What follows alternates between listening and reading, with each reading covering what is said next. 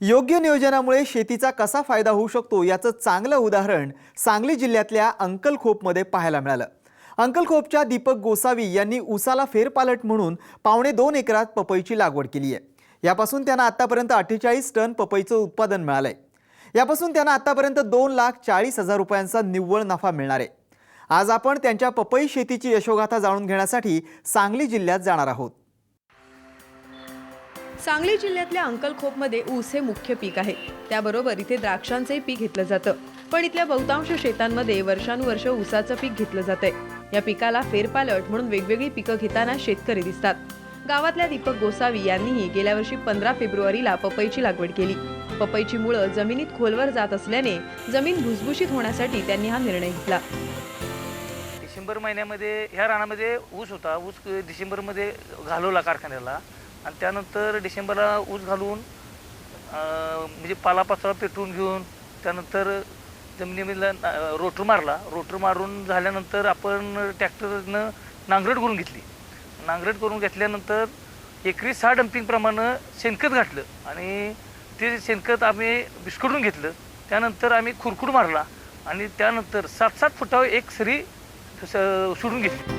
दीपक गोसावींनी 2.25 एकरात फेब्रुवारी महिन्यात पपईची लागवड केली। त्यापूर्वी डिसेंबर महिन्यात ऊस निघाल्यानंतर रोटर मारून शेत तयार केलं। त्यानंतर एकरी 6 डंपिंग ट्रॉली शेणखत टाकलं। त्यानंतर 7 फुटांवर सरी सोडून झिगझॅग पद्धतीने 1,500 रोपांची 7 फूट बाय 7 फुटांवर लागवड केली। झिगझॅग पद्धतीने 7 बाय 7 वर रोपं लावून घेतली। मी रोपं लावून घेतल्यानंतर 10व्या दिवशी आळूनी ओतली। त्या ह्युमिक ॲसिड आणि 13-0-45 या खताचे ड्रिंचिंग म्हणजे साईडला ड्रिंचिंग करून घेतलं।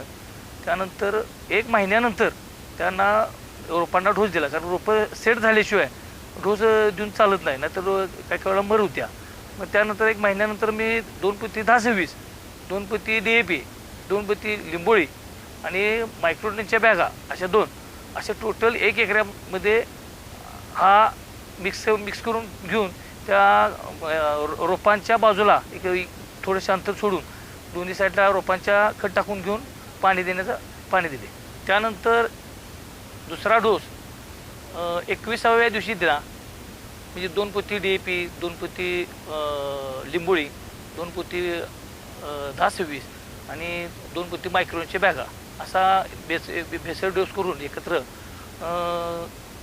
झाडाच्या दोन्ही साईडला थोडे टाकून दुसरा डोस मी बरोबर 21व्या दिवशी दिला। पपई लागवडीनंतर ऑक्टोबर महिन्यात पपईचा पहिला तोडा सुरू झाला। तेव्हापासून आतापर्यंत जवळपास 48 टन पपईचं उत्पादन हाती आलंय।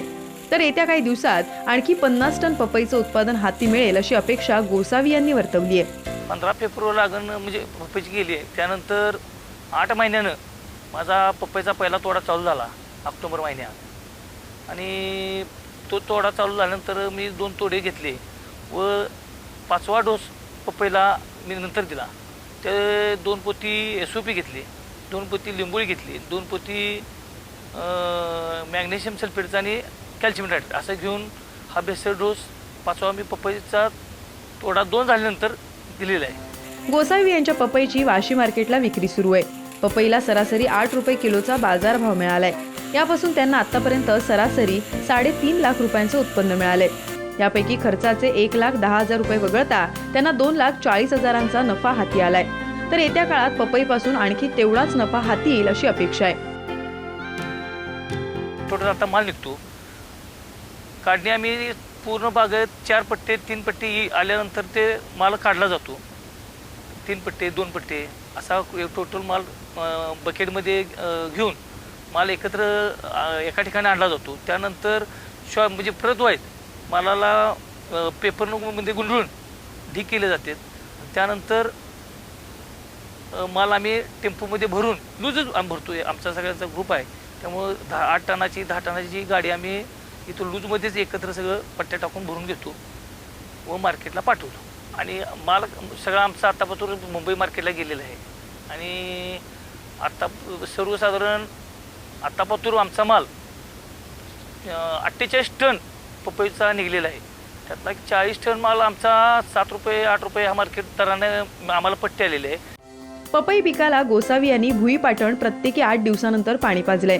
आज त्यांच्या पिकाकडे पाहून गावातल्या इतर शेतकऱ्यांनीही पपईची लागवड केली आहे. अजून मला या बागेतून 40 ते 42 टन माल निघत असा अंदाज आहे. आणि अजून इथून मोरं आता दराची परिस्थिती कशी राहत्या काय राहत्या याच्यावर पुढले पैसे होतील. पण चांगले पैसे पपईच्या बागेतून आम्हाला मिळालेले आहेत. ऊस जर केला असता तर एवढे पैसे आम्हाला मिळाले नसते. एवढे पपईच्या बागेपासून आम्हाला पैसे मिळाले आहेत. आज ऊसातून फार तर एकरी लाख रुपयांचा नफा मिळवणाऱ्या दीपक गोसावींना पपईने मात्र चांगला हात दिल्याचं दिसतंय. पपईच्या फेरपालटामुळे जमिनीचा पोत सुधारणार असून ऊसापेक्षा जास्त पैसे मिळाल्याने आर्थिक फेरफारही शक्य झाल्याचं गोसावींच्या उदाहरणावरून दिसून येत आहे. विजय पाटीलचे ब्युरो रिपोर्ट, साम टीव्ही, सांगली.